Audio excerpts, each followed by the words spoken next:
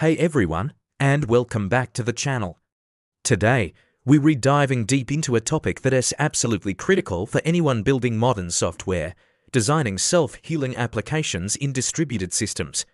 You know, those complex webs of services that power everything from your favorite streaming app to massive enterprise platforms. The big question is, what happens when things go wrong? Because in a distributed world, failures aren't an if, they're a when. So, how do we build systems that can not only survive these failures, but actually heal themselves and keep running smoothly? That's what self-healing is all about. It's about creating applications that are resilient, robust, and can handle the inevitable chaos of a distributed environment without needing a human to jump in and save the day every single time. Think of it like the human body's immune system. When it detects a threat, it responds automatically to neutralize it and repair the damage. We want our software to do the same. The journey to self-healing starts with one fundamental principle: failure detection. You can't fix a problem if you don't know it exists. This is where health checks come in.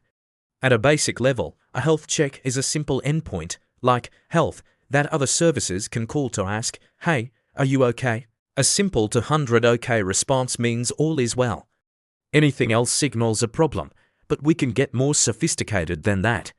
We can have liveness probes, which check if an application is running, and readiness probes, which check if it's ready to accept traffic. For example, an app might be running, but if it hasn't connected to its database yet, it's not ready. Kubernetes uses these concepts natively to manage pods, automatically restarting or redirecting traffic away from unhealthy instances. Effective monitoring and alerting are also key. We need to collect metrics, logs, and traces to get a complete picture of our system's health, so we can spot anomalies and predict failures before they even happen. Once we've detected a failure, the next step is a graceful response. Crashing and burning is not a graceful response. We need our applications to handle errors elegantly. This means instead of throwing a scary 500 internal server error page at the user, we might show a friendly message, or even better, provide a slightly degraded but still functional experience. Maybe the recommended for you section on a shopping site fails to load, but the user can still search for products and complete a purchase. This is called graceful degradation. It is about isolating the impact of a failure so that one broken component doesn't bring down the entire system. It's about maintaining the best possible user experience under duress. Now, let's talk about the specific tools and patterns we can use to build this resilience. These are the building blocks of self-healing applications. First up is the retry pattern. This one's simple but powerful. If a service call fails due to a temporary issue, like a brief network blip, we just try again, but we have to be smart about it. Retrying immediately and repeatedly can make things worse, creating a retry storm that overloads the very service we are trying to reach. That's why we use strategies like exponential backoff, where we wait a progressively longer time between each retry. For example, wait 1 second, then 2, then 4, and so on. This gives the struggling service time to recover. We also need to add jitter, a small random amount of time to each delay, to prevent multiple clients from retrying in perfect sync and causing a thundering herd problem. But what if a service isn't just having a temporary blip? What if it's completely down or seriously degraded? Continuously retrying will just waste resources and increase latency for our users. This is where the circuit breaker pattern comes in. Imagine an electrical circuit breaker in your house. If there's a power surge, it trips to prevent damage. The software circuit breaker does the same thing. It wraps our service calls and monitors for failures. If the number of failures crosses a certain threshold, the circuit breaker trips or opens. For a set period, all subsequent calls to that service will fail immediately without even trying to make the network request. This protects our application from a failing service and prevents it from being overwhelmed.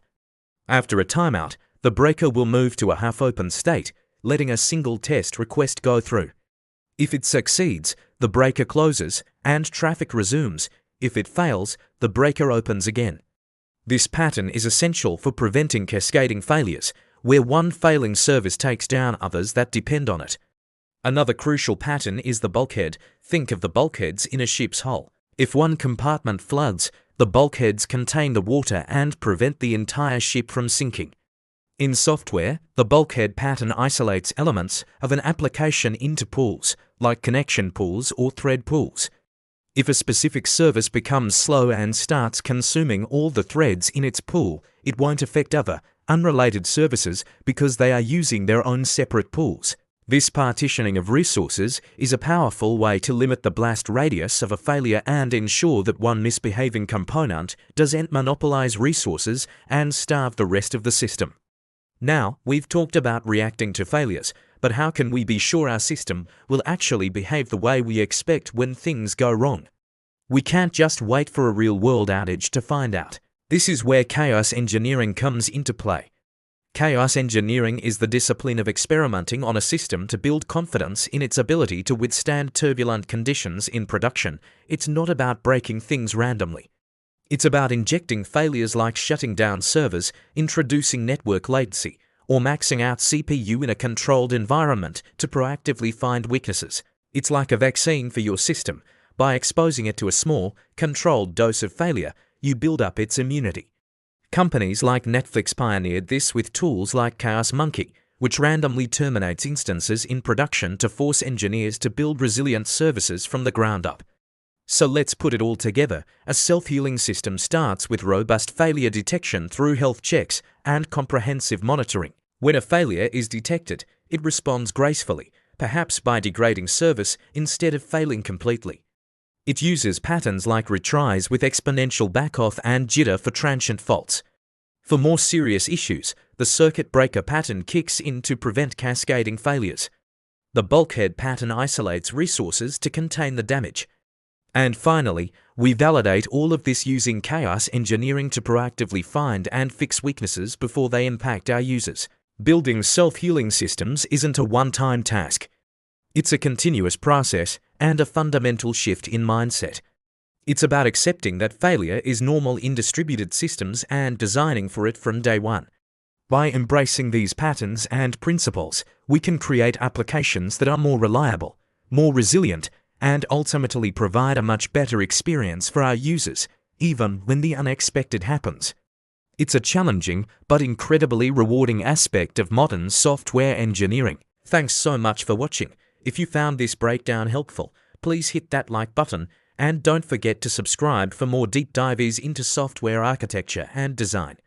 Let me know in the comments what resiliency patterns you're using in your projects. See you in the next one.